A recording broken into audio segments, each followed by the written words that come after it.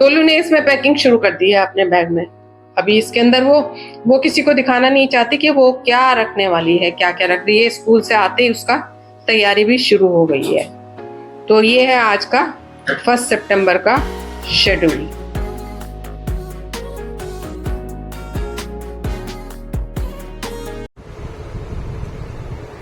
ये देखिए हो रही है डोलू की पैकिंग शुरू, और डोलू ने अपनी अलमारी खोली हुई है और कर रही है अपनी पैकिंग। निकाल निकाल के सामान सूटकेस में, अपने सूटकेस में रख रही है। और दोनों मुझे चिढ़ा रही हैं क्योंकि मामा के घर जा रही हैं और मैं नहीं जा रही हूँ। वो मुझे भी इंसिस्ट कर दी थी जाने के लिए, लेकिन मुझे नहीं जाना था। मेरी तबीयत ठीक नहीं थी और उन्होंने फिर तैयारी कर ली। डोलू की तैयारी पूरी हो गई और देखिए उसका सूटकेस, उल्टा सूटकेस बंद कर रही थी, फिर उसको ठीक किया और सही से बंद किया। Packing is ready. डोलू की पैकिंग हो गई रेडी मामा के घर जाने के लिए, और उसका सूटकेस तैयार। और डोलू, कन्नू और रिशु तीनों चले गए थे। और ये देखिए सुबह का टाइम, सुबह कितनी अच्छी सी चटक बढ़िया धूप निकल आई, बारिशें रुक गई थी। कितनी पेड़ों के बीच से छन कर आती हुई धूप, सुहावनी धूप। सुबह 7 बजे का टाइम था और देखिए ये सूरज कैसे पेड़ के बीच से झांक रहा है, कितना खूबसूरत लग रहा है। कई दिन की बारिशों के बाद में बहुत सुंदर सा मॉर्निंग का नजारा। धूप खिली हुई, चटक धूप, बढ़िया मौसम। और इधर मैं दिखाऊं, एक चिड़िया की मुझे लगातार चीची चीची करने की आवाज आ रही थी। ये ऊपर से शीशे में से झांक रही थी। ये छोटी सी चिड़िया बैठी हुई है यहाँ पर अंदर, और मुझे देखते ही जैसे मैं पास लेकर जाऊंगी ना, ये दाना भी खाने के लिए आती रहती है नीचे। अब अंदर हो जाएगी ये भाग के, छोटी सी, और फिर अंदर हो गई। और मैं चली गई छत पे, तो देखिए ये मेरा जो प्लांट है ना, ये बिल्कुल इसमें से मिट्टी निकल गई। मिट्टी बहुत सारे, जो बारिश इतनी हुई है तो बहुत सारे प्लांट्स की मिट्टी जो थी ना, खिसक कर मिट्टी खत्म हो गई, उनसे जड़ें बाहर आ गई है। देखिए सब, और ऐसा लग रहा था जैसे ये बहुत कोई पौराणिक छोटा सा वृक्ष हो, कोई बॉन्साई जैसा लग रहा था। और इतनी अच्छी ग्रोथ थी इसकी, बारिशों में ग्रोथ तो इतनी अच्छी हो गई है। और मैंने ना इसको बाहर से फिर कट करके इसको दूसरे प्लांटर में लगाया और इसकी एक बढ़िया सी एक टोपियारी बनाई है। इसके पत्थर मैंने हटाए, पहले उसको हटाना था, फिर उसमें मिट्टी डालनी थी उसको। और मैंने इसको एक ना स्टोन के ऊपर रखा हुआ है। वो टोपियारी मैं तैयार कर रही हूँ, जो मैं आपको बाद में दिखाऊंगी कि किस तरह से मैंने उसको रख के टोपियारी में उसको रखा है। और उसमें और भी मैंने प्लांट्स पॉट में लगाए हैं, जहाँ इसको लगाया है मैंने जेट को अपने को। और ये छोटा सा मेरा बॉन्साई सा पुराना सा हो गया है इसमें, तो बॉन्साई नजर आ रहा है। और इस तरह से ये अपनी देखिए जड़ छोड़ के साथ साथ उठ रहा था।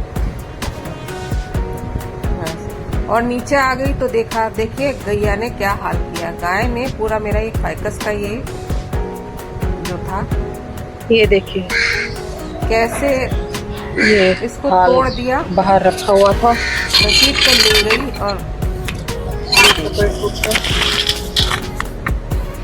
ये इसकी स्थिति देखिए, अच्छा खासा फाइकस पूरा, और गाय ने तो पूरा खींच के तोड़ दिया। और बाकी देखिए प्लांट्स की हालत, ये कुछ तो जबरदस्ती फिजूल के ही प्लांट्स पैदा हुए हैं और सबको करना पड़ेगा अभी तरकीब से, धीरे धीरे एक को।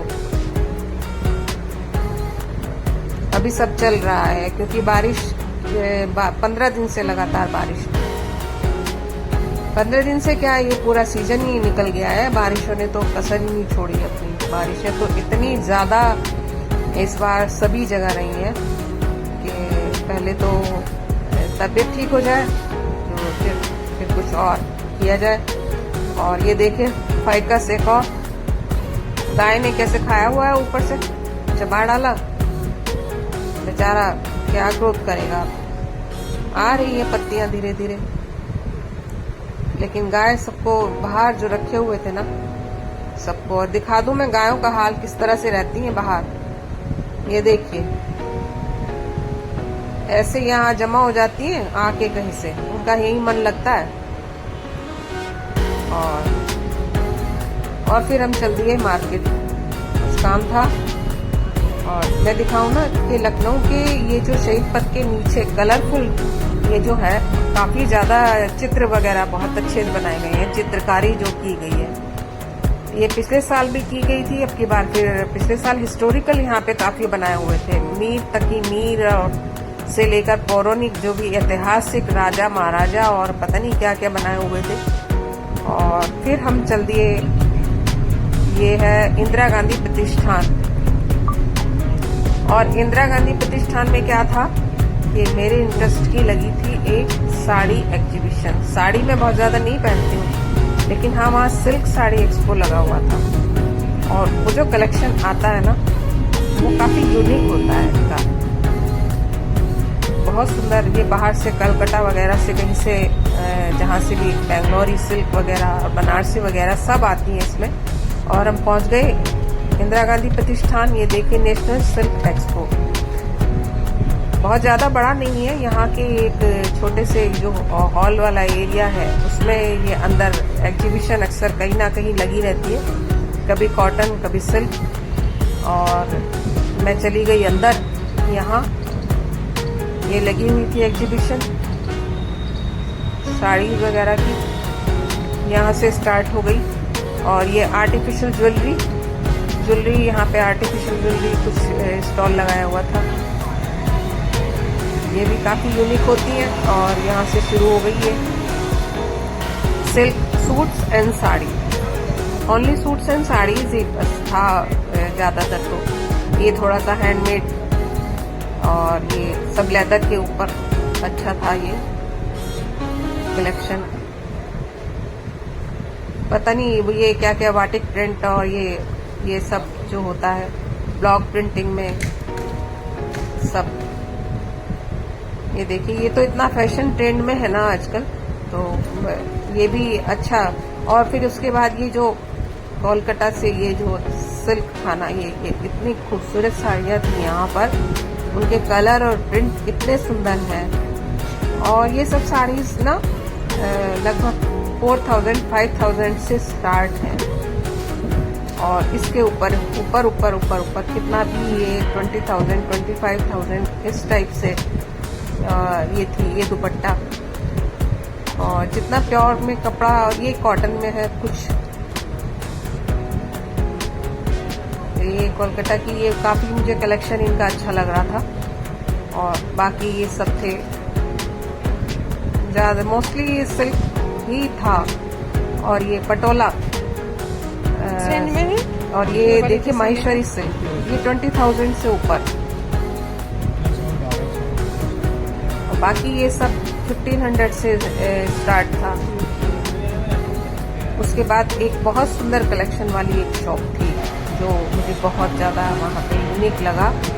और जो फिगर प्रिंट टाइप में जो होते हैं ना वो मुझे बहुत पसंद आते हैं। ये सब तो थे ये दुपट्टे वगैरह कॉटन के ऊपर। ये देखिए ये जो फ्लावर्स प्रिंट इसके ऊपर बनाया गया ना स्टॉल के ऊपर, ये प्योर हैंडमेड जो फ्लावर्स होते हैं ना उनको मेल्ट करके उनका कलर इसके ऊपर हैंड से दिया गया है। इसीलिए ये थोड़ा कलेक्शन महंगा भी था, लेकिन था बहुत सुंदर। और यहाँ ब्लाउजेस वगैरह भी स्टिच्ड थे और यूनिक थे।